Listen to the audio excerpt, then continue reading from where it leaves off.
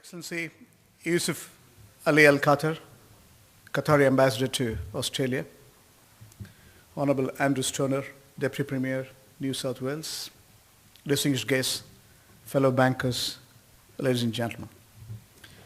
It's a pleasure and privilege to be part of this interesting and exciting evening. Today morning I was in two televisions. One is CNBC, another one is Sky News. Some of the questions which they posed on me were what recollecting. I think that speaks for the sessions what I intend to deliver. The first question was in Sky News about the global economics. Is the world is recovering? First question. Second was what's happening in US? Then what's happening in Europe? Cyprus is a major issue. And again, what about the Gulf states? Is it all insulated? What's happening on the emerging markets? Then came the financial markets, currency war, trade war. And again, why you are here in Australia? Why are you opening in Australia? What's the purpose? Is there a definite advantage in real terms for bilateral trade or investments or banking or finance? These are some of the questions which were put to me. I thought it's appropriate to recollect and share what I believe it to be true and fair. Ladies and gentlemen, we live in a changing world. The world is changing on account of globalization. The world is also changing on account of re-regulation. What was once described as deregulation has become re-regulation now. And technology and consumerism is redefining the world. We live in a Facebook world. Conceptually, this is a new world. This new world order is full of opportunities. Financial economies are converting as real. There's nothing wrong in it. The world is deleveraging. This crisis is an opportunity. Countries and continents, individuals and institutions who have lived beyond their means are paying the price. There's absolutely nothing wrong in it. Communism has changed. Capitalism is altering its form and substance. Mixed economies are redefining. That's a changing world. This change is going to be full of opportunities. Institutions who are real, countries who are real, continents who are real will sustain their credibility. In short, it is global governance getting reset to promote gross welfare to the mass. The substance remains. We need to accomplish, we need to deliver better values for generations to come. Set in goals by United Nations, eradication of extreme poverty, gender equality, environment sustainability. Those are some of the dictions which we have. But what is more important is to recognize financial innovations. If it goes beyond definition, it can be a corporate crime. It has transcended borders. This financial crisis, so-called toxic assets produced by investment banks, have transcended borders, infected even real economies. Irrespective of the fact whether you are insulated or not, in terms of macroeconomic fundamentals, you are interconnected and you are paying the price. That's the world we're in. That's the dictum we are seeing in the new world order. In concept, if you look at the global financial stability, still fragile. What has changed? By printing money, improving the liquidity, monetary accommodations, conceptually you are pumping supply of money and it has driven the stock markets. It's artificially inflated. Hot money was flowing across the globe. It doesn't mean the world is recovering. Unless you set in universal standard in terms of accounting, valuation, securitization, you're not going to take out lessons which are important. You need to recognize re-regulation is not an option. Global governance, setting standards which are universal, is not an option. Take, for example, America. In the last 5 years, clearly, there are telling stories for us to recognize. In substance, according to IMF predictions, possibly 2% growth is possible this year for United States, perhaps 2.3% next year. Now, you have fiscal cliff. Austerity and value creations are mutually exclusive. Some of the glaring statistics on unemployment or housing are encouraging. But still, you have to create growth, real growth, and make sure sustainability comes in. Your debt ceiling issue has to be resolved. Possibility of a downgrade, you cannot avoid. The latest statistics on manufacturing data is revealing. I'm cautiously optimistic as far as the United States is concerned. Relatively, we can be confident, but a long way to go in terms of sustainable growth. When it comes to Europe, is a design error. The monetary policy is centralized. Fiscal policy is decentralized. There's no convergence. The criteria which were set in Maastricht Treaty have not been fulfilled. The monetary mechanism has failed. Otherwise, Greece story would not have been there. Gross debt to GDP, extraordinary. Where was the measurement mechanism? How will you fix it? How will you fix it? You have to control the expenditure on the one side in the name of austerity. Politics and economics are not converging, right, from the United States to the rest of the world. Clearly, governing evidence is there for us to see.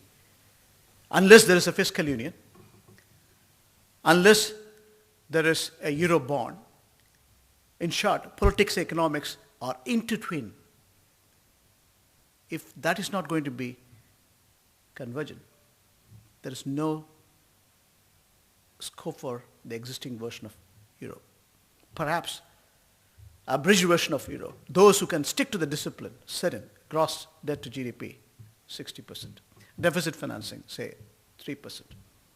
Inflation, whatever be the criteria which were set in as a convergence criteria, needs to be fulfilled. How many countries can come to terms? Think about it. Cyprus is a classic story. It's very unprecedented. For me, whether you run a private bank or a local bank, it is public, it is global. More than the shareholders' money, it's the customer deposits. A good financial institutions, asset to shareholders' equity, should be 8 to 9 times. It's customer trust, it's public trust, which drives the stability of the financial institutions. If you start taxing the customer deposits, where will you go? How will you trust a financial institution? Even in 2008, 3 things were guaranteed. 1, customer deposit was secured. When visibly world was shaken in 2008 October, interbank transactions were guaranteed. And again, making sure public-private partnership comes in. You have to take care of all the stakeholders. It's customers, shareholders, and again, society and regulators. Now, how could you? I'm still surprised with the decision of European Union as well as European Central Bank. How they're going to recover out of it? What sort of potential impact it will have?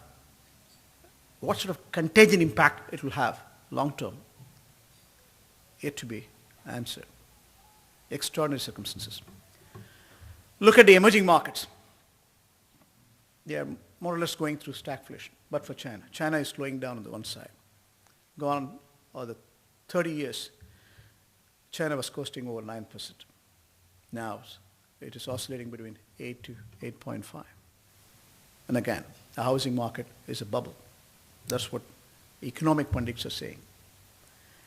The revealing fact is we have interconnected, interdependent world. If China is slowing down, it will affect the rest of the world. Like the United States, if slowing down, it will have impact in the rest of the world. If you look at emerging markets like India, the inflation is more than the growth. Again, Brazil, the same story. The inflation is more than the growth. When it comes to, again, BRIC countries in real response, Russia, same story. The inflation is 5.5, growth is 3.5. If you look at the bigger picture, commodity-driven economies, which are Gulf states, 45% of the world oil, 25% of the world gas comes from this flashpoint. Clearly, you have insulation in terms of macroeconomics, but you are not isolated from the global financial crisis. We are seeing the impact. The Gulf states are slowing down as well. Arab Spring, again, whether Egypt or Tunisia or Libya, now Syria, is impacting the overall Arab world, including the Gulf states. That's the economics we're talking about. In the midst, Gulf states are realigning in real response to changing dynamics. This is a changing phase of the world, changing phase of the financial service as well. Clearly, we see the change in market preference. That's precisely the reason why we decided 10 years before we will set up wherever Qatar and the Gulf states have got economic linkage, we will realign the business model. One such preference, right destination, is Australia. There's no question about it. Look at the governance and real response to global dynamics. Gross debt to GDP under control. Inflation under control. Growth is moderate. And again, you need investments, whether it is mining, whether it is infrastructure or agriculture. You need inward investments. You need to create global partnerships. You need to recognize the opportunity between these two blocks. In substance, there are new opportunities getting created. That's precisely the reason Gulf states now, with the huge investable surplus, the 6 states put together, namely Oman, UAE, Bahrain, Qatar, Saudi Arabia, and Kuwait, produce $1.6 trillion when oil price scoring over $90, WTI and Brent over $110. The current account surplus, en bloc, 6 states put together, is over 20%. Investable surplus is 78%. That's a huge money. Again, if you look at the changing market dynamics, the Gulf states have realized, the sovereign funds have realized, you need stable and functional economists to invest. The sovereign funds like Abu Dhabi investment authorities have invested in Citi, Merrill Lynch. They had a huge diminution in value of their investments. Now, there's a realignment. Now they are looking at China as an opportunity, India as an opportunity, Australia as an opportunity. I have no doubt Australia is financially stable, it's commodity driven, it has got bigger opportunity for the Gulf states. Just recognize this. Leave alone the financial markets. Financial markets today are gambling grounds. Nothing but gambling grounds. As I said at the beginning, if you start doing quantitative easing beyond a point, excessive short-term fiscal consolidation will come. You need sustainability for long-term values. Abenomics in Japan.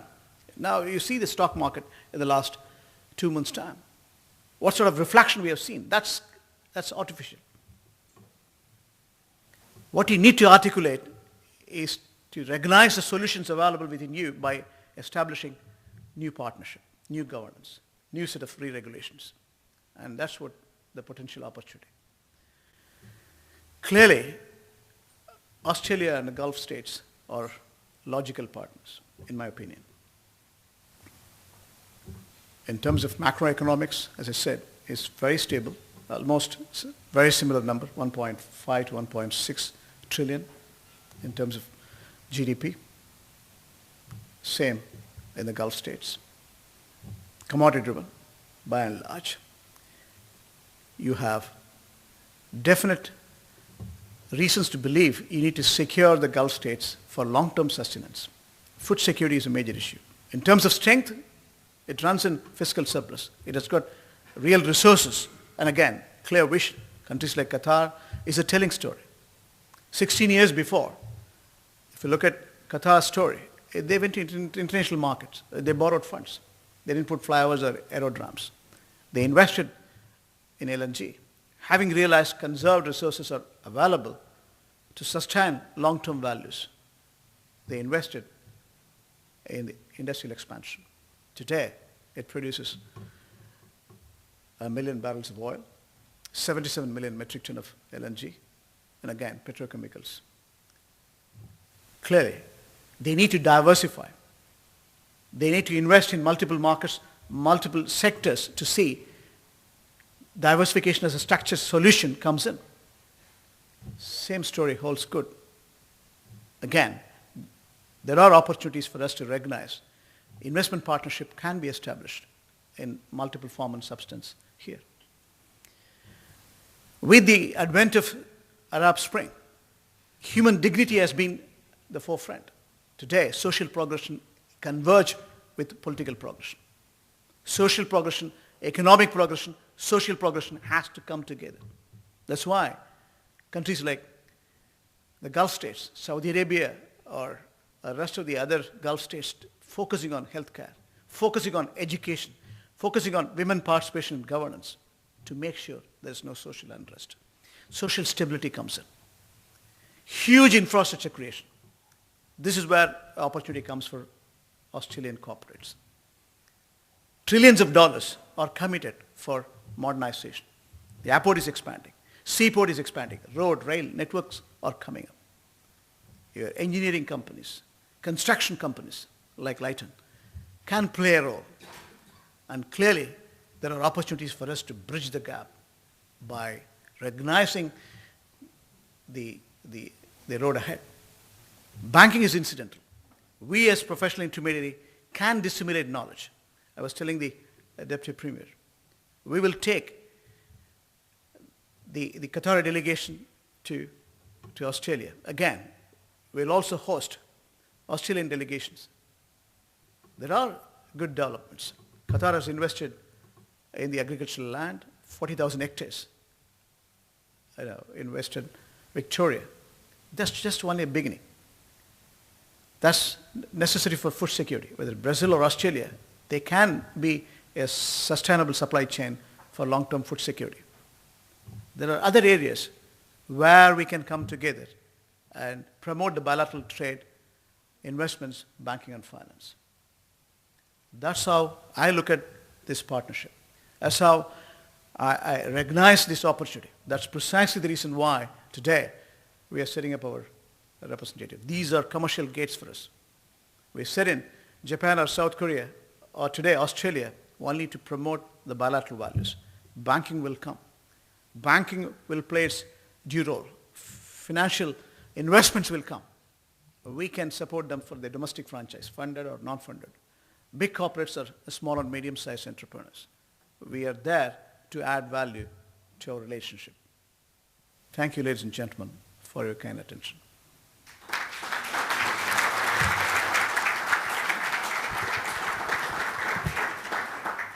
As Mr. Hilton mentioned, if you've got any specific questions. He gave me 40 minutes. I took only 15 minutes to make sure that, please. Thank you very much, Dr. Mas. I enjoyed your presentation immensely, and I've been to Qatar on dozens of occasions, so I can see the development that you point to. I've got two questions. One is that, first of all, I acknowledge the infusion of capital in Australia, and I think that it's essential for development in Australia in that sense, so I welcome that.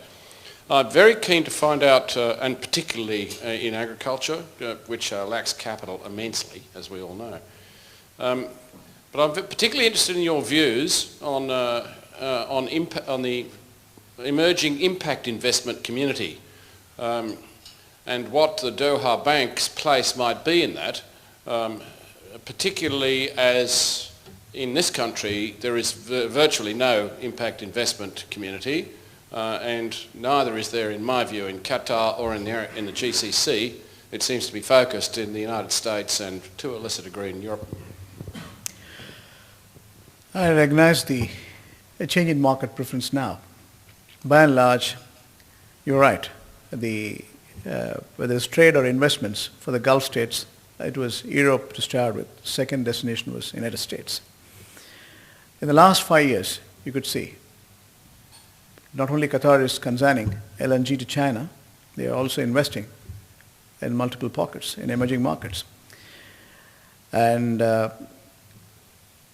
today, the investable surplus, the sovereign funds are being invested in multiple markets. It was Europe, if you look at it.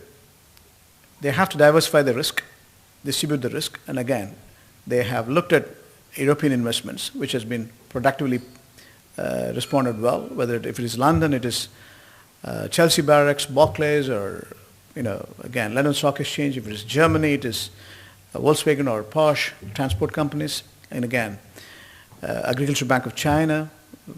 Now they are moving towards the rest of the destination as well. So it's a very calculated strategy, and again, Australia has to showcase the opportunities. Which will be the country? For example, Singapore. The Qatar government announced in 2005 April, they will commit for $5 billion. Singapore Mentor Prime Minister came 3 times within 1 year and showcased all the projects which are commercially attractive, and investment was made. So what we need to do is to recognize the opportunity and clearly demonstrate, here are the projects, like the Premier was showcasing today in the afternoon, public-private partnership model for infrastructure creation here. How it is going to be a potential investment, what sort of return, what sort of payback it's going to give, what sort of exit strategy we have, that needs to be showcased. Money will come in. It's important. They also disinvest in multiple pockets. Here is AAA rated country. As I said, very strong governance in terms of public finance. It's a potential opportunity for Qatar and the Gulf states to recognize this opportunity. And it has to be responded well from both the sides.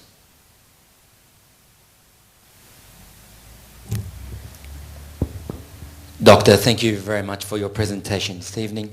My name is Talal Yassin. I'm Managing Director of Crescent Wealth, Australia's first Sharia-compliant superannuation fund and investment manager. My question is, I was delighted by your presentation and your recognition of Australia as a very sophisticated, AAA-rated country, and that we can play a great partnership between the Gulf states and Australia. I've been on that mantra and that rant for a very long time from the Australian point of view. I'd be very interested to ask you 2 things.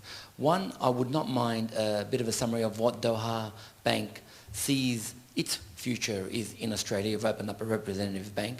What are the next steps? What are the things you'd like to see that would give you the next step to open up a fully fledged branch office or beyond? Number 2, Australia, given its history and its geography, is a very uniquely placed country in the world. It lives within the Anglosphere, or its history is within the Anglosphere, but we live in the Asian region.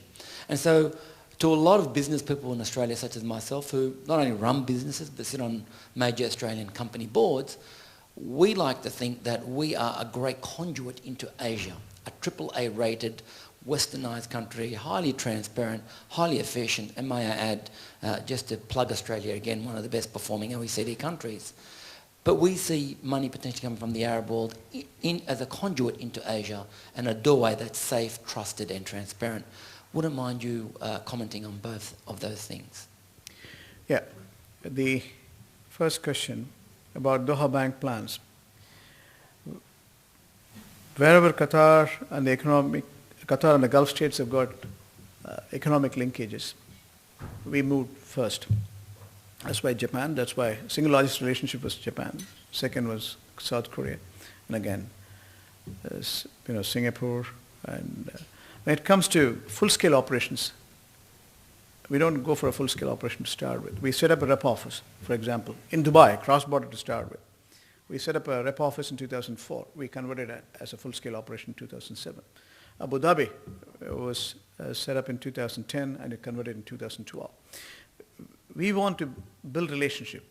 We want to build our brand equity. If I put today Doha Bank as a branch or a subsidiary, there will not be consumer confidence. Nobody knows Doha Bank. We need to establish our name and goodwill. So, and we need to recognize the customer potential before we lend or invest. So it's a process. That's what we do, and that's what we intend to do. We want to be the commercial gate to promote the bilateral values between the Gulf states and Australia. That's our prime mission. As I said, business is incidental, banking is incidental to the frame. We want to disseminate knowledge, and I mean, there are growing opportunities in terms of trade. There are growing opportunities in terms of investments. We want to facilitate them. Banking is incidental to the frame. And again, once we set in right kind of image and goodwill in the local market space, we will explore either acquisition or organic means we can come in here to set up our full-scale operations. As far as the second part of your question, I genuinely believe very few countries can boast about financial stability like Australia.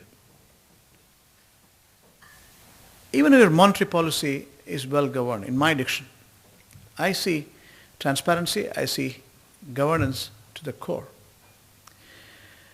The developed world, if you look at some of the financial economies, as I said in my preface, they used excessive monetary tools to it's like, I'll give a simple example. A patient is admitted in the ICU. He is admitted, and you are trying to give him insulin. You are trying to give him, artificial, medicines to make sure that he survives. But he's not out of the ICU rather. Still, he's weak. If you don't have real growth, by pumping money, improving the liquidity, what is defined as a liquidity issue has moved to funding to sovereign today. Nothing has changed in the last 4 years. G7 has become G8, G8 become G20. They said in Pittsburgh and London and a set of universal standards that need to be executed. That's what the re-regulation is all about. You need to fix the tax havens. These are set in for tax evasions, illegitimate money. That's one of the issue. Trillions of dollars world over. Parallel systems are dominating this world.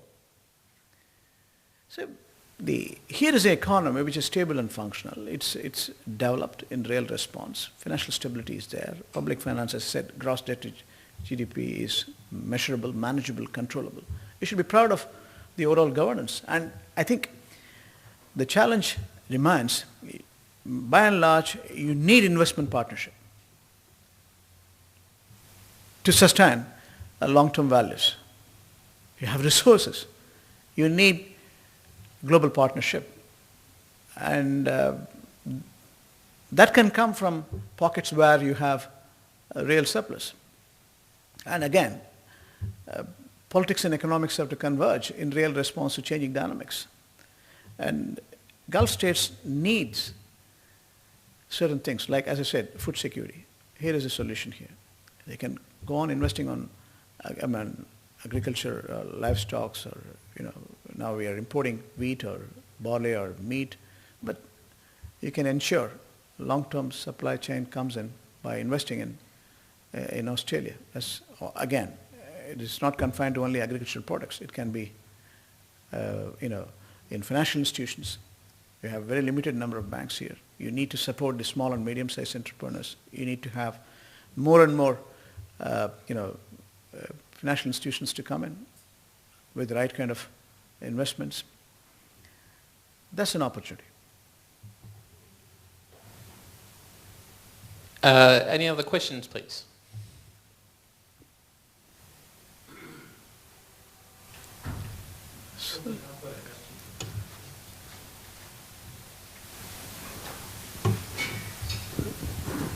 Thank you, Doctor, for a great presentation, and welcome to Australia.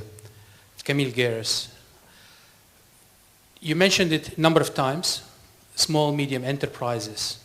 This is where business starts, and this is the smallest unit of business. Not everything is multinational. Not everything works by investments of $100 million. I am in the trade side. I work for TradeStart, which we assist companies to go internationally. And I see a lot of small companies, they just want to go to the Gulf. You mentioned the Gulf nations, or Gulf states. They absolutely love it. How can you help them? You talked about Condu. Where do you envisage this Condu and how it will operate? Basically at that level. Because in any society, it all starts with small, medium enterprises. Absolutely. Even the majors, they still depend on small, medium. Thank you. I think with the world over focus on unemployment, you need to create employment opportunity. Small and medium size, is, again, national authorities world over now focusing on SME as an incentivized programs. It's a structured solutions for fixing the unemployment again. Gulf states are very much in focus. How we can add value is to invite them, showcase them the opportunities in terms of infrastructure. And for example, Qatar is a good place to set up. You have cost-effective capital. Cost of borrowing is cheaper if you know. And again, you get good labors. You can, again, tax-free, tax holiday incentives are there for certain specific industries. Otherwise, also you have a flat 10% tax. The ambassador was mentioning. Even inward investments, this is relevant if I bring in. If you want potential investment in Australia, you have to give double taxation relief. And these Gulf states have got simple tax solutions. Again, end of the day, repatriation is easy. So more and more small and medium-sized entrepreneurs are welcome. And we have the largest franchise within the Gulf states. We run a program for SMEs.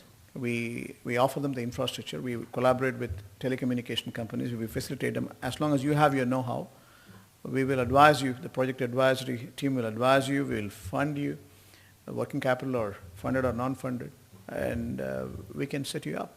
We can work with you to facilitate to your success. We have time for one more question, if there are any on the floor. Hilton, the main course is set. What time? 8:30? 8:45. We have a little bit of time, but that's fine. Yeah. Thank you. Any other questions?